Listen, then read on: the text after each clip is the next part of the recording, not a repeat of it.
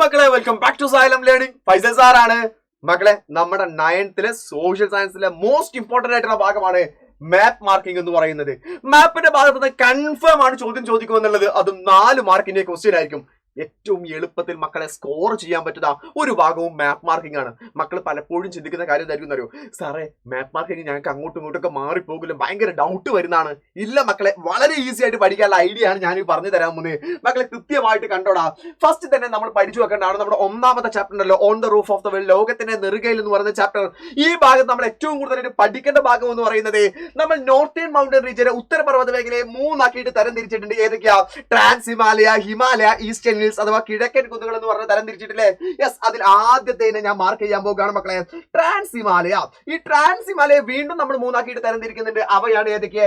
കാരക്കോറം, ലഡാക്ക്, സസ്കർ. അവ മാർക്ക് ചെയ്യാനുള്ള ഐഡിയ എന്താണെന്നറിയോ? ഇന്ത്യയുടെ ഏറ്റവും മുകളിലായിട്ട് 3 വരകൾ ഇങ്ങനെ വരച്ചു വെക്കുക. 1, 2, 3. ഇതാണ് കാരക്കോറം, ഇതാണ് ലഡാക്ക്, ഇതാണ് സസ്കർ എന്ന് പറയുന്നത്. കാരക്കോറം, ലഡാക്ക്, സസ്കർ എന്നുള്ളത് പഠിക്കാൻ അത്ര മാത്രം മതി. എന്നാൽ അത് കഴിഞ്ഞ് അതിന്റെ നേരെ താഴെയുള്ള ഭാഗത്തെ ഹിമാലയ എന്നാണ് തരം തിരിക്കുന്നത്.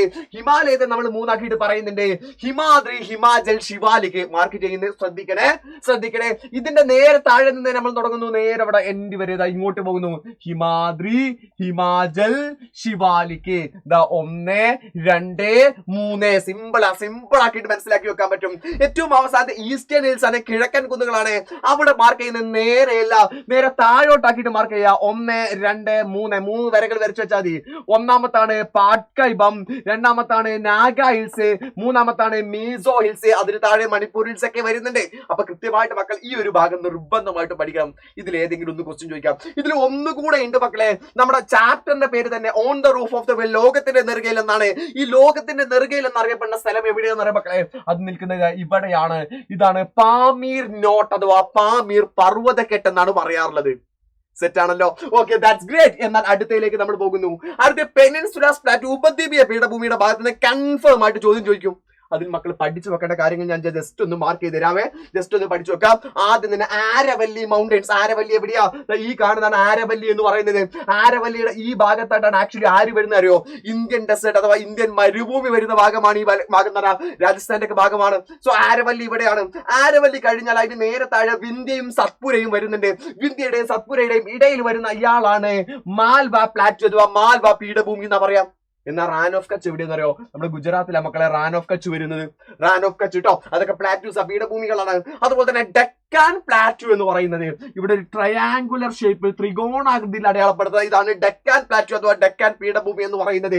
കൂടാതെ ഇതാണ് ചോട്ടാ നാഗ്പൂർ പ്ലാറ്റ്യൂ, ചോട്ടാ നാഗ്പൂർ പീഠഭൂമി. അപ്പൊ പ്ലാറ്റ്യൂസും മൗണ്ടൻസും പഠിച്ചു. കൂടാതെ തന്നെ ഈ ഭാഗത്ത് ഈ പോകുന്ന ഈ ലൈൻ ഉണ്ടല്ലോ, ഇതിനെയാണ് വെസ്റ്റേൺ ഗാട്സ്, പശ്ചിമഘട്ടം എന്ന് പറയാം.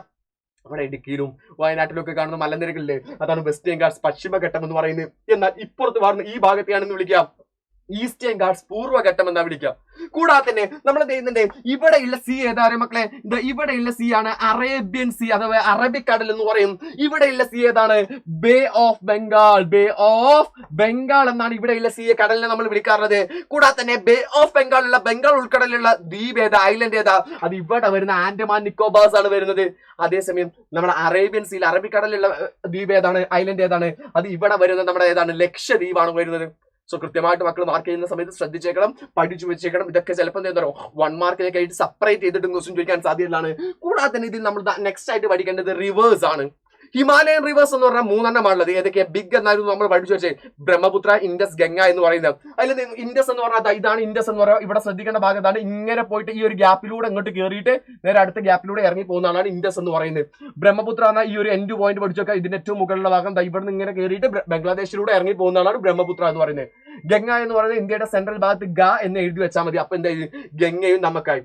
പിന്നെയുള്ള പെനിൻസുലാസ് റിവേഴ്സ് ആണ്. അത് കമ്പാരിറ്റീവ്ലി ചോദിക്കാൻ സാധ്യത കുറച്ച് കുറവാണ്. എന്നിരുന്നാലും ജസ്റ്റ് ഒന്ന് പഠിച്ചു വെക്കാം. മഹാനദി, ഗോദാവരി, കൃഷ്ണ, കാവേരി, നർമ്മദ, താപ്തി. പേര് ഓർഡറിൽ പഠിച്ചു വെച്ചാൽ മതി. അപ്പൊ എന്ത് ചെയ്തു? മഹാനദി, ഗോദാവരി, കൃഷ്ണ, കാവേരി, നർമ്മദ, താപ്തി. അതിൽ ഏറ്റവും വലിയ പെനിൻസുലാർ റിവർ ഏതാറോ ഉപദ്വീപീയ നദി ഏതാരോ ഗോദാവരിയാണ്.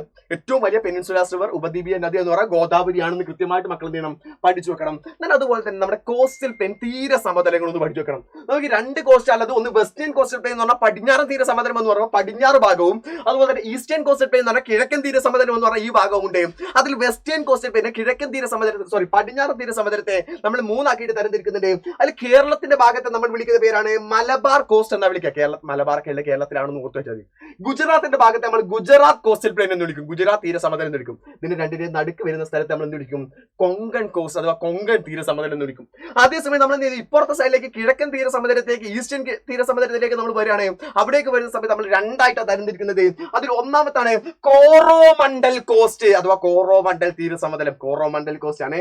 രണ്ടാമത്തെ നോർത്തേൺ സിർക്കാർസ്, എന്താണ് നോർത്തേൺ സിർക്കാർസ് എന്നാണ് പഠിക്കാറുള്ളത്. സോ കൃത്യമായിട്ട് മക്കൾ ഇവയെല്ലാം മാപ്പിൽ പഠിച്ചു വെക്കണം, നിർബന്ധമായിട്ട് പഠിച്ചു വെക്കണം. അപ്പൊ മാപ്പിന്റെ കാര്യം നമുക്ക് ഏകദേശം സെറ്റായി. ഇനി നിങ്ങൾക്ക് വേണ്ടത് ഏറ്റവും ഇമ്പോർട്ടന്റ് ആയ ചോദ്യങ്ങളും ഓരോ ചാപ്റ്റേഴ്സിന്റെ ഡീറ്റെയിൽഡ് ആയിട്ടുള്ള വേർഷൻസുകളുമാണ്. അതെല്ലാം തന്നെ ഇന്ന് നമ്മൾ 7:30 ലൈവിൽ നമ്മൾ സെറ്റാക്കി തരുന്നതാണ്. മക്കൾ നിർബന്ധമായിട്ടും 7:30 ലൈവിലേക്ക് എത്താം, നമുക്ക് അവിടെ അടിപൊളിയായിട്ട് പഠിക്കാം. സോ ബാക്കിയുള്ള കാര്യങ്ങളൊക്കെ നമുക്ക് ലൈവിൽ സംസാരിക്കാം. Tata bye bye, see you all.